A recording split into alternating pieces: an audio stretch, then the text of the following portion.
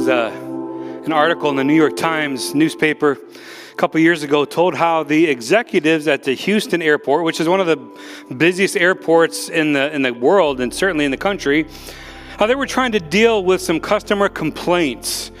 I know that none of you have ever done a complaint in an airport, right? Because that just wouldn't happen. But they were dealing with all of these complaints about the long lines at the baggage claim place where you go, wait for your bags to come around, right? It got into a place where they knew they needed to address it. So the first thing they did was, probably what we would do, is they tried to shorten the wait at the baggage claim. And so they hired more people, more personnel, more baggage handlers. And they thought if we have more people doing this, then it'll cut down the wait time. And it actually did. They got it down to 8 minutes that the average person had to wait, and that beat the industry average. But people still complained about having to wait on their bags. But they noticed one thing. They noticed that nobody was complaining about the short walk from the gate to the baggage claim area. It's about a 1-minute walk from the arrival gate to the baggage claim, and nobody complained about that 1-minute walk. And so they just were having, when they got there, they didn't complain. And so what they did was they moved the arrival gates further away from the baggage claim. Kid you not, so that people would have to walk further and wouldn't have to wait on their bags as long, and it solved the problem. In fact, they started going from complaints to positive reviews that people were saying because they didn't have to wait very long to get their bags. And so they discovered something really important. That the waiting is one thing, but it's what you do while you wait is what really makes the difference. And in this article, they interviewed an MIT researcher named Richard Lawson. He's considered to be one of the world's leading experts on waiting. Like, I don't know how you get that title. It's like, I feel qualified. I've been waiting for a long time. My wife's not here, so I can say that. And some of you have felt that way about your spouses. Like, no hands. No, don't raise your hands. But how, so they called him or they talked to him, and he said, yeah, that's actually predictable, he said. The problem that people have with waiting is that they don't have anything meaningful to do while they wait. And so what actually helped was making the walk longer, giving the passengers something to do in between the arriving and the receiving of their bags. And so as we start this new series this morning, what I want to do is I want to talk about what we do in between, what we do in the waiting, how life is in between.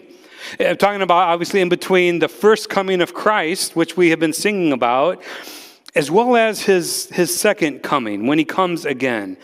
And so the question is, what are we doing in between? Because sometimes it does feel like we're just waiting, like we're standing in the baggage carousel and we keep looking, but our bags just don't come. And maybe that's kind of how you feel this Christmas. Maybe you're just kind of waiting. You're waiting on God to make things right, and you don't understand some things, and you've been waiting. And I don't know about you, but sometimes my prayers sound a little like customer complaint cards. Like, I don't know if you have that feeling, but we say, God, what are you waiting for? When are you going to return? Or at least, when are you going to make things right for me? When are you going to heal me? When are you going to help me overcome the addiction that I'm struggling with? Or when are you going to put my marriage back together? God, when are you going to find me employment? God, when are you going to rescue my finances? God, when are you going to show up and do something? And so we have these questions for God because it seems like God is waiting a long time. And so we find ourselves a lot of the time that we're on this earth in a season of waiting. Christian author Lewis Smedes, he puts it this way. He says, waiting is a part of life. Waiting is our destiny. As creatures who can't by themselves bring about what they long for, we wait in darkness for a flame we cannot light. We wait in fear for a happy ending that we cannot write. We wait for a not yet that feels like a not ever. Waiting, he said, is the hardest work of hope. And some of you, and all of us at one time or another, understand that. We feel like we're waiting on a not yet, but wondering if it's a never, not ever. And so what do we do in between? And so in this series leading up to Christmas, where I'm calling it Advent, life in between the first coming of Christ and the promised second coming of Christ. Now keep in mind, as I read those passages earlier, the nation of Israel, the children of God, they waited a long time, hundreds of years, for the first coming of the Messiah. And they understood something about waiting. But here we are, we know that the first coming has already happened, and so we wait the second coming when God will make everything right.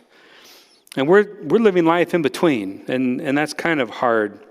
Some of you understand this thing called the Advent season. Some of you might have grown up in that faith tradition. Advent is just from a Latin word, adventus, which just means arrival. And so the word comes into play in the ancient world, and adventus was a royal ceremony where the citizens of town would gather to celebrate the coming home of an emperor after a great military campaign. And so around the 5th or 6th century or so, the Western Church kind of borrowed this concept of Advent and began to celebrate the 4 Sundays before Christmas as the Advent or the coming of the King of Kings. And so Advent is traditionally in the history of the church has been a season of waiting, and it begins and it's the 4 Sundays before Christmas. Now we're starting a little bit late, so I'm actually going to end this series on the Sunday after Christmas, which is on purpose. And so I want to make sure that I don't know what you're doing or where you're going, but you need to be here because that last sermon will tie everything together. But some of you grew up experiencing this Advent season. Maybe you had an Advent calendar. Like this used to be a big thing and still is. You would have a calendar like that, and each day leading up to Christmas, you would open one of the little windows and you would see what was in there, and many of them were pretty standard, like this one here. I did. There's some really odd Advent calendars, though. I found a couple of them. These two here are wine and cheese Advent calendars. Yeah, so a new wine or a new cheese every day in the Christmas season. This is my favorite one here, though. A Harry Potter Advent calendar. I'm not sure what Harry Potter has to do with Christmas, but whatever. Maybe you grew up in a tradition where you lit candles each week. You would light a different candle leading up to Christmas Eve. And a lot of the songs we sing are actually Advent songs, like the one that you saw in the video, Come Thou Long Expected Jesus, born to set the world free from our fears and sins, release us. Let us find our rest in thee. O come, Emmanuel is a great Advent hymn. These are songs of waiting. And so it's both a season of celebration, but also a season of anticipation. We're to remember that Jesus came, but we're to prepare ourselves for the truth that he is going to come again. And so we want to celebrate the birth of Jesus, but we want to also anticipate the return of Jesus, especially during this time of year. Advent is a time of year where we learn to live with what one person has called the already, but the not yet. The already, but the not yet. Jesus has already come, but he has not yet come again. Now, I think probably if you're having a hard time grasping whatever I'm talking about here, I think we can understand this. It's when we're kids. Like, we know when we're kids, Christmas time is here, right? We see decorations, the tree is up, the presents are under the tree, they're wrapped, they're just sitting there. But it's not yet. And every day when you were a kid, you probably asked, how much longer? Can we open our presents now? How much longer? And your parents would always say, no, not yet. No, not yet. Get away from the tree. Stop bugging me. Stop nagging me.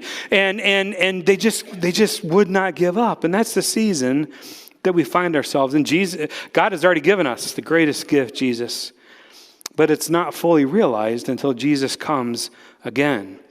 And the Bible says that all of creation waits in eager expectation for that day when Jesus returns the second time.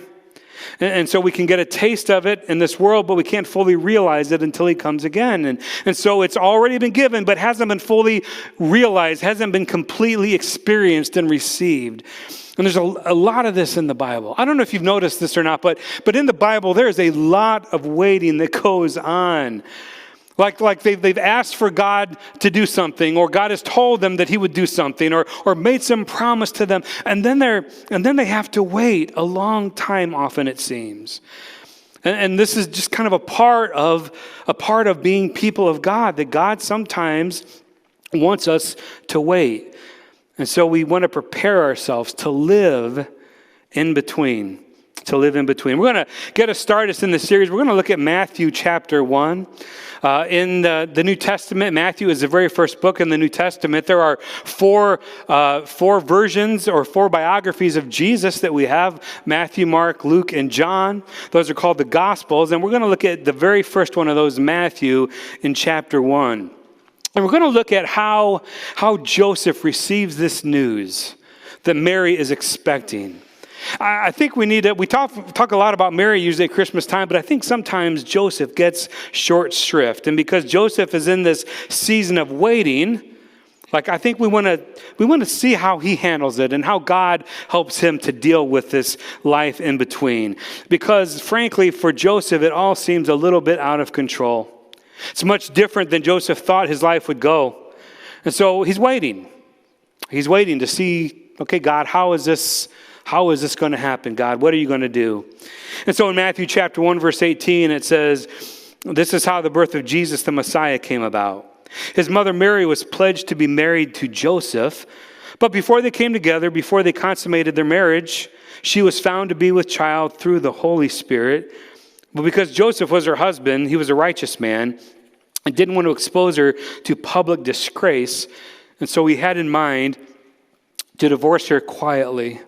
So it says that Mary was pledged to be married to Joseph. And understand that this phrase, pledged to be married, is much different today than we would think of it. It's not just kind of an engagement as we think of it in modern times. But what this would have meant was that Mary and Joseph would have committed officially and legally to each other. That in a sense, they called it betrothed, but they would, in a sense, be married. It would be a legally binding contract, but they just had not consummated that marriage yet. And so if two people who were betrothed to one another wanted to break that relationship, there was actually a certificate of divorce that would have been required. So that's why you see Joseph referred to as Mary's husband. Even though they're not officially married, they were still in this relationship. We kind of have a hard time understanding it, but this is how it was back then. And so understand that when news of Mary's apparent unfaithfulness would have come to Joseph, this would have just been it would have shattered his world. They were pledged to be married. He knew that they hadn't consummated their marriage. And so when she is found to be pregnant, it's a crisis for Joseph. Suddenly, all of his plans and dreams, they come crashing down around him. And the Bible says that Joseph he was a righteous man. Now, the term righteous man is a kind of a technical term. It's a term that had to be earned. It's not just because you were kind of a cool guy, but you had to earn this. You would have been recognized by the community as somebody who was following God, following every aspect of the Old Testament law, that you have committed yourself to the Torah, the Old Testament law, and that would be Joseph. And so he would be a righteous man because he would do everything humanly possible to follow the Old Testament law.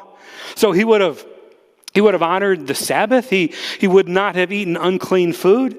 He kept the religious days. He followed the religious calendar. He washed his hands in the way that he should wash his hands. He gave his tithe, and he tried to love others by himself. And he didn't watch any Hallmark Christmas movies, that was out. And so you just know that I had to get that in. I just had to get that in.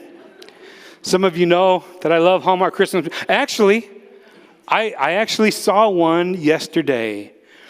I watched the Hallmark Christmas movie, and it blew me away because it had such a plot twist at the end. It was amazing. It was about... I'm serious. See, you're laughing, right? But it was about this young lady, and she came in contact with this guy, and at first she did not like this guy. She hated this guy, could not stand this guy. But through the magic of Christmas, she actually found out that she really did love this guy, and they got married. It was mind-blowing. It was... one of the reasons... Yeah, you can thank my Sunday school class for that. They reminded me this morning of Hallmark movies, but you can imagine, though, one of the reasons that I just, I don't know, they're okay to watch, but they're just so perfect. Everything about them is just so perfect. And that's not life. There's no such thing as a perfect Christmas, because what is that? And it certainly wasn't perfect for Joseph. Like his life was not going according to a Hallmark movie by any stretch of the imagination. And he didn't know what to do. But he was a righteous man. He carefully followed every aspect of the law. He initially doesn't believe Mary's explanation. Like, I would have liked to have had more information on this conversation that happened to them. But you can just imagine her pleading with him through tears, telling him that she had not, in fact, been unfaithful. She just tried to explain it. But I don't think he bought it. And I don't think anybody else would either. And so he knew, acquainted with the Old Testament laws, he knew that he had some options. And the most common option in that day, that if a woman would have committed adultery, even in the state of engagement, they would have been shamed and disgraced by the community. She would have been brought to a public place, stripped down, mocked, humiliated. And Joseph doesn't want any of that. Listen, he's hurt, he's shattered, but he truly loves Mary. And we know that because it just says he didn't do any of that, but he just decided to just divorce her quietly, not make a public spectacle out of her. Matthew 1:20 says, after he had considered this, after he had considered what he could do. And that word considered, it's an interesting word. It's full of emotion. It's full of anguish. It kind of speaks of inner turmoil. This was something that he really, really wrestled with. But he decided, no, I'm not going to do that. Then it said, after he had considered this, an angel of the Lord appeared to him in a dream and said, Joseph, son of David, do not be afraid to take Mary home as your wife, because what is conceived in her is from the Holy Spirit. And so after Joseph hears this news, he experiences some of this desperation after he's decided what he's going to do. The angel says, oh, yeah, by the way, she's telling you the truth.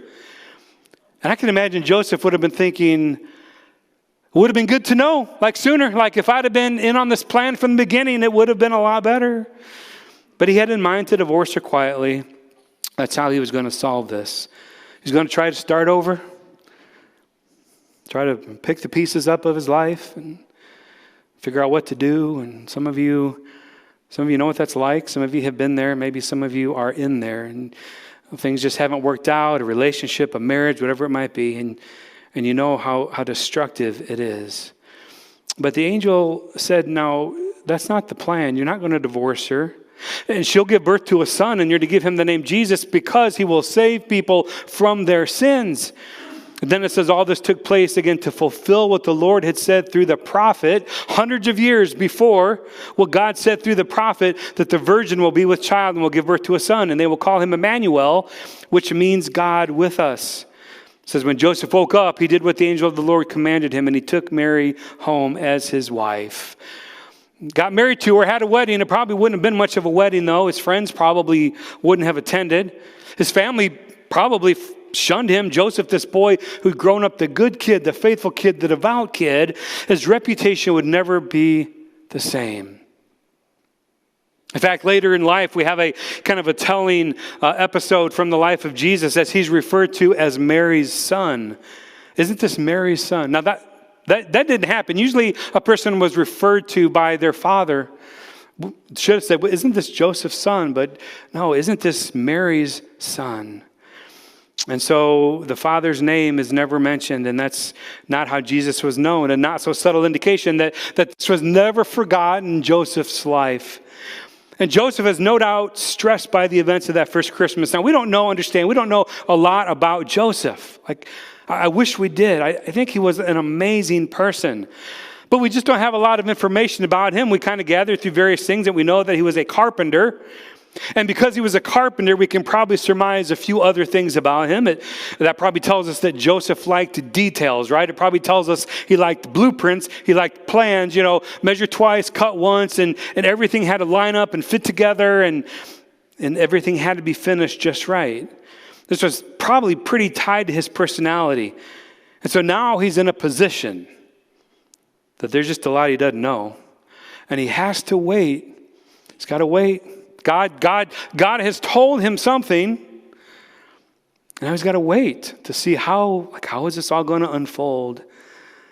And so what the angel says to Joseph, I think is helpful for us to hear as we see how God's plan is going to unfold. And so he says some things to Joseph. The first thing he says to Joseph is, don't be afraid.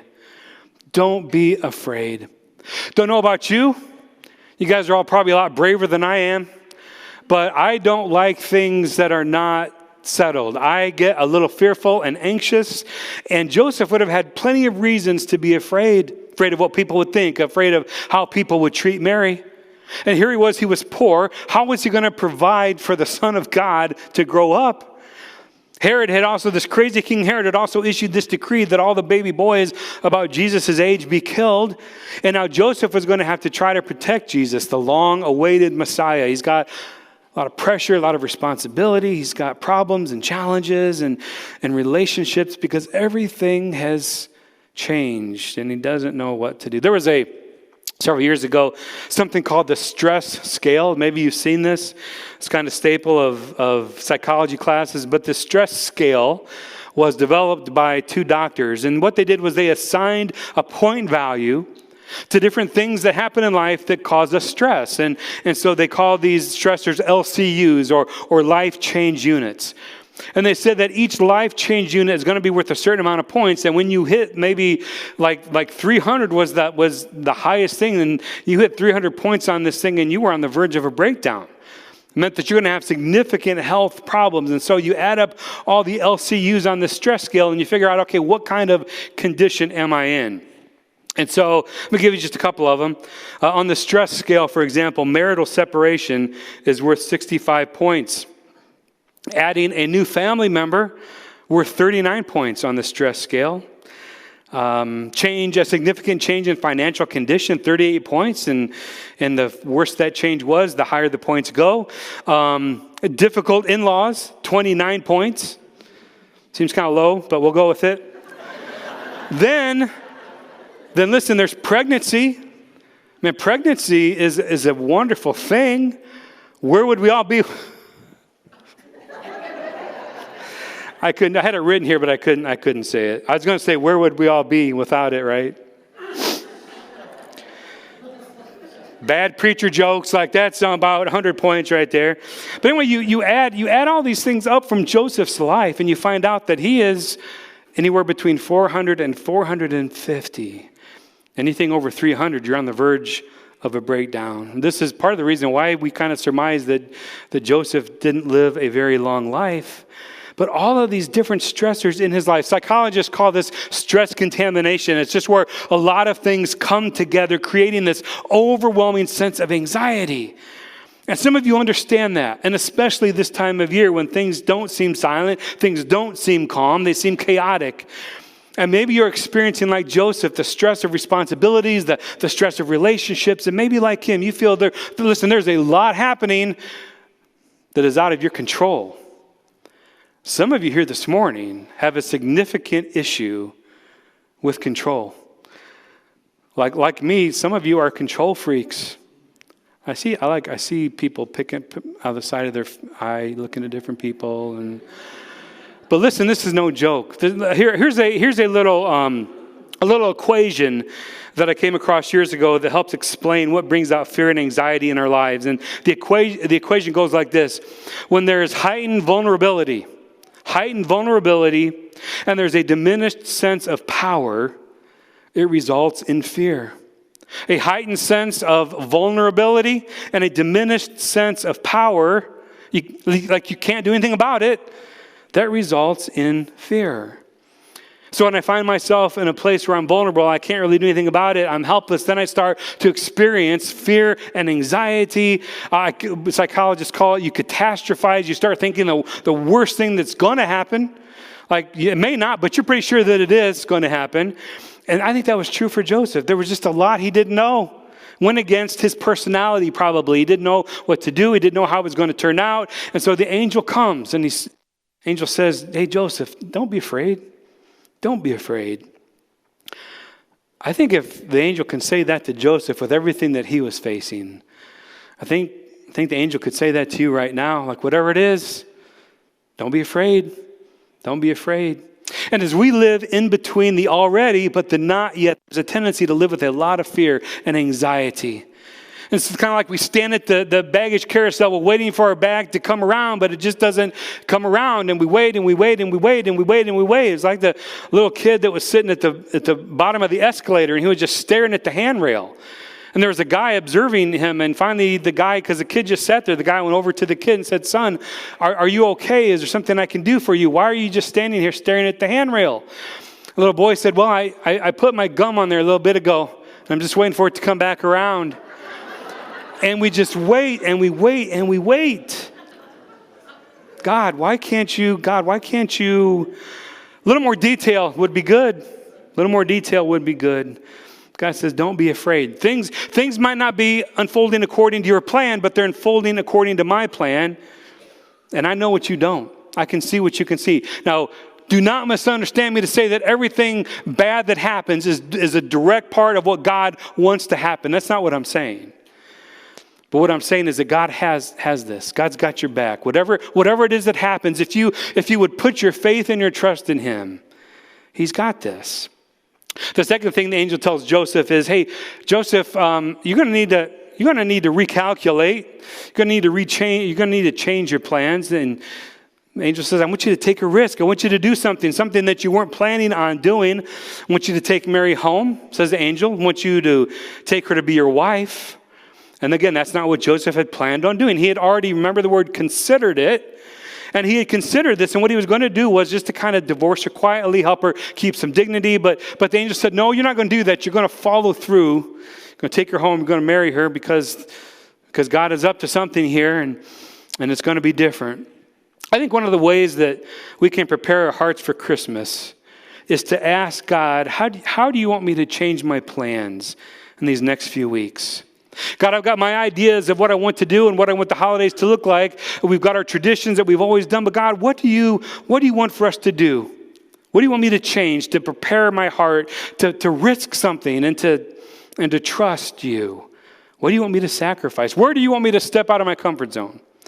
About 5 years ago, and this is kind of a small example, but at the time it was pretty huge for me. I had staked kind of a lot of things on this, but about 5 years ago, I felt that God was challenging me and us as a church this time of year to make a big change in a church tradition and offer a second Christmas Eve service. For years, our church had a great Christmas Eve service that started at 7 o'clock. In fact, our church was one of the first in the community many years ago that had a Christmas Eve service. And so it was packed out. There were 400 or 500 people, but over time, more and more churches started having them. And so our attendance started going down a little bit. Still a great service, still a lot of people, but I was challenged, and Chris, why don't you add a second service? And I frankly was scared to do that, because what if nobody came? Like, what if nobody came, and what if it didn't go well, and what if this, and what if that, and whatever, and people thought I was crazy probably for even bringing the idea up.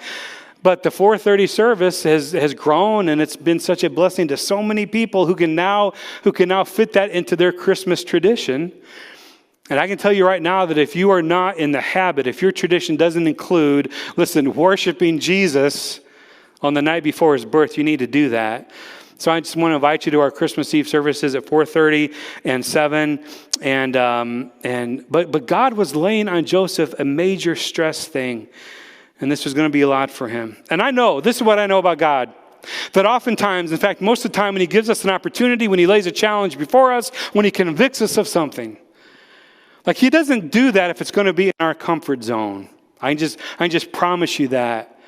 If you ever want to, feel the thrill of really stepping out and leaning on faith and just seeing how awesome God is, he's going to ask you to do something outside of what you ever thought you could do. That's in the Bible. It's all the way through the Bible. And so this Christmas, just ask God, what is it that you want from me? God, how do you want me to be obedient to you so that I can prepare my heart, my place, the people around me, to really have a meaningful celebration of the first coming of Christ? But I think thirdly, Joseph is told by the angel, and I think we need to remember this, is that we need to put our hope in Jesus. We need to put our hope in Jesus Christ alone. There are a lot of people, a lot of Christians today that they're Christians, but they act as if their ultimate hope is in something or someone other than Jesus. And that's just not right. Put your hope in Jesus. The angel says, hey, you're to give him the name Jesus because he will save people from their sins. And so this angel is telling Joseph, hey, it's going to be worth it. You're not going to regret it. Put your hope in Jesus. You are not going to be disappointed. And my guess is that Joseph never was disappointed. His reputation might have been ruined. His family might have shunned him. Who knows what happened to him, but I promise you that he was not sorry for what he did and never regretted for a moment that he had a front row seat to watch his son become the Son of God. Teaching the Son of God carpentry work. How much of a challenge was that? I mean, the other biography of Jesus in John, it says that through him all things were created. Nothing that was created without him. Like, and here Joseph is trying to teach him to make a table. Yeah, you can imagine him like, Dad, I got this. I kind of made all this stuff, everything. I think I can handle this. He probably didn't do that. I don't think Jesus was mouthy to his parents. Can I get an amen on that? I don't know. But imagine the joy that he had in those moments. He wasn't disappointed, that he trusted, that he risked. And the one thing that I want you to see throughout the season of Advent, the season of waiting, is that everything was unfolding exactly as God had planned. And we know this because verse 22 says, now all of this, everything, all of this had taken place to fulfill what God had said long ago. What God had set in place long ago. When he said through the prophet, the virgin will conceive and give birth to a son, and they will call him Emmanuel, which means God with us. And so as we live between the already and the not yet, we've got to remember that we put our hope in Jesus and he will not disappoint us. And this Christmas, as we want to prepare our hearts, we want to celebrate the fact that Jesus came, but we also want to remember and anticipate the fact that he is going to come again. But when he comes again, it will be very, very different than the first time he came. Somebody wrote these words, the first time he came in weakness. When he comes again, he'll come in strength. The first time he came as a servant. When he comes again, he'll come as a sovereign ruler. The first time he came as a baby in a manger. When he comes again, it will be as a mighty king.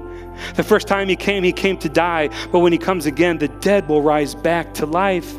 The first time he came as a lamb. When he comes again, he will come as a lion. The first time he came silently. And when he comes again, he will come with a roar. The first time he came, the world barely noticed. But when he comes again, it says every knee will bow, every tongue will confess, and everybody will know that Jesus Christ is the Lord.